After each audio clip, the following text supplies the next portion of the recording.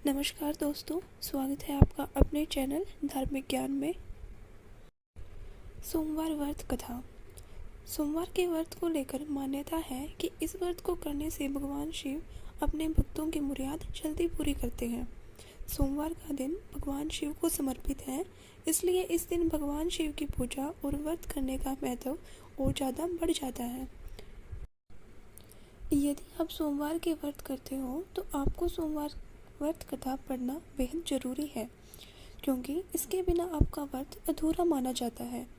आइए जानते हैं सोमवार व्रत कथा। देवों के देव महादेव बहुत ही भोले माने जाते हैं, इसलिए उनका नाम भोलेनाथ भी है।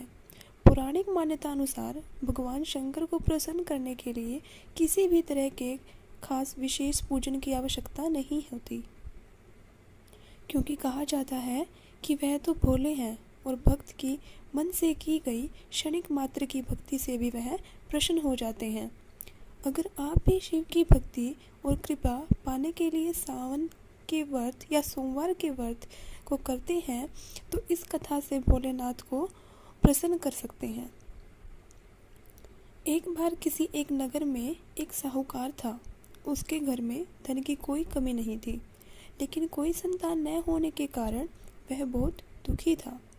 संतान प्राप्ति के लिए वह हर सोमवार को व्रत रखता था और पूरी श्रद्धा के साथ शिव मंदिर जाकर भगवान शिव और माता पार्वती की पूजा करता था। उसकी भक्ति देखकर एक दिन माँ पार्वती प्रसन्न होकर भगवान शिव से साहूकार की मनोकामना पूर्ण करने का निवेदन करने लगी।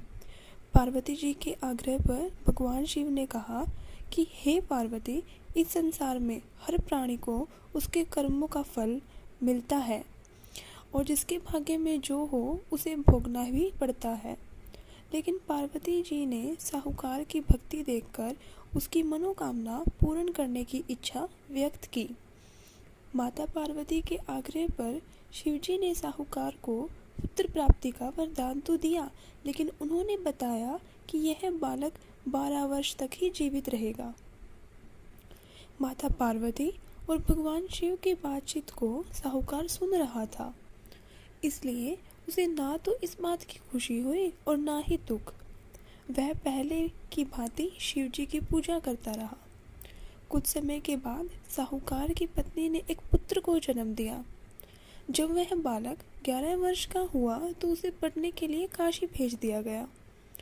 साहूकार ने पुत्र के मामा को बुलाकर उसे बहुत सारा धन देते हुए कहा कि तुम इस बालक को काशी विद्या प्राप्ति के लिए ले जाओ। तुम लोग रास्ते में यज्ञ कराते जाना और ब्राह्मणों को भोजन दक्षिणा देते हुए जाना। दोनों मामा भांजे इसी तरह यज्ञ कराते और ब्राह्मणों को दान दक्षिणा देते काशी नगर निकल पड़े। इस दौरान रात में एक नगर पड़ा, जहां नगर के राजा की कन्या का विवाह था।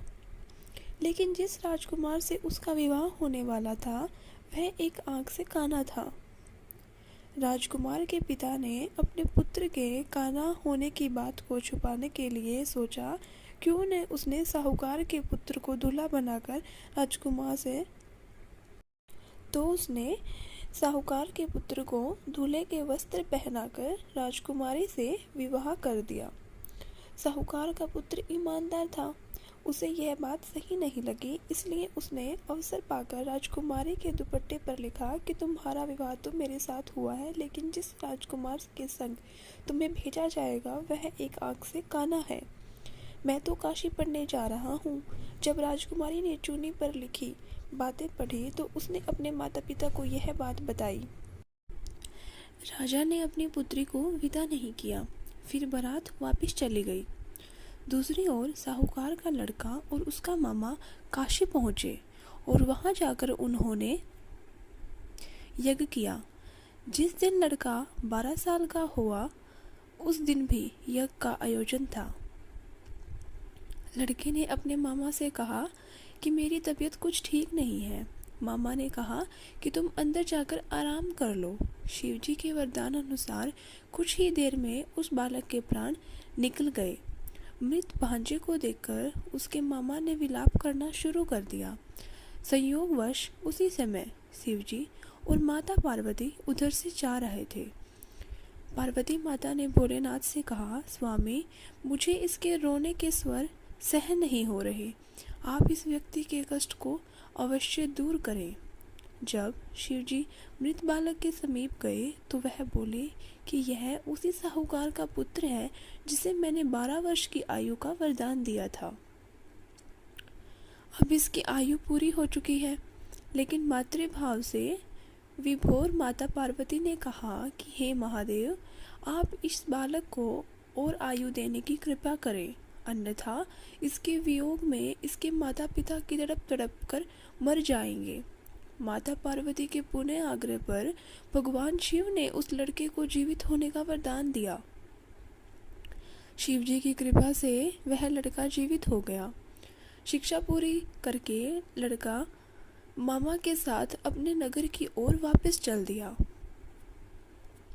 दोनों चलते हुए उसी नगर में पहुंचे जहां उसका विवाह हुआ था। उस नगर में भी उन्होंने यज्ञ का आयोजन किया। उस लड़के के ससुर ने उसे पहचान लिया और महल ले जाकर उसकी खातिरदारी की और अपनी पुत्री को विदा किया। इधर साहूकार और उसकी पत्नी भूखे प्यासे रहकर बेटे की प्रतीक्षा कर रहे थे। उन्होंने प्रण कर रखा था कि यदि उन्हें अपने बेटे की मृत्यु का समाचार मिला तो वह भी प्राण त्याग देंगे, परंतु अपने बेटे को जीवित होने का समाचार पाकर वह बेहद प्रसन्न हुए।